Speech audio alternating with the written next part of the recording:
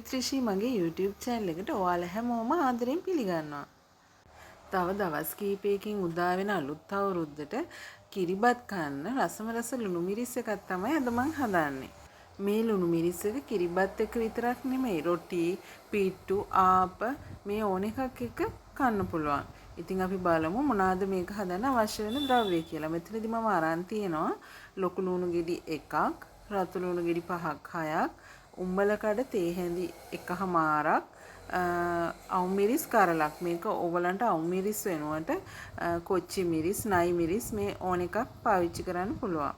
මුලින්ම මේ ඔක්කොම මේ විදිහට අපි කොටන භාජනයට හෝ වංගෙඩියට දාලා එහෙම නැත්නම් බ්ලෙන්ඩර් එකට දාලා ඒකට අපි එකතු කරගන්න ඕනේ ගම් මිරිස් තේ හැඳි භාගයක්, කෑලි මිරිස් කුඩු තේ හැඳි එකහමාරක්, ලුණු කුඩු තේ හැඳි භාගයක්, අවශ්‍ය නම් මිරිස් කුඩු ටිකක් පාට එන්න එකතු කරගන්න. මම පොඩක් සැර වැඩි වෙයි කියලා මිරිස් කුඩු එකතු කරේ නෑ. මිරිස් කුඩු එකතු කළාම තද රතු පාටක් එනවා.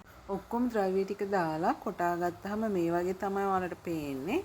ඉතින් අවසාන වශයෙන් දෙහි එහෙම නැත්නම් නාරං හරි මොනවා හරි ඇඹුල් වර්ගයක් එකතු කරන්න. දෙහි හෝ නාරං තමයි ගොඩක්ම සුදුසු.